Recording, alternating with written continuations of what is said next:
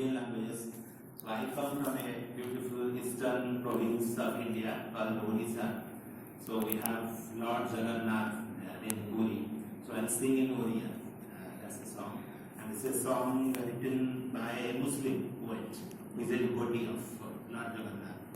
So actually Lord Jagannath transcends all sects and religions. So all people find their God in him. So it's a beautiful culture out there. So I'm not a professional singer, so be with me.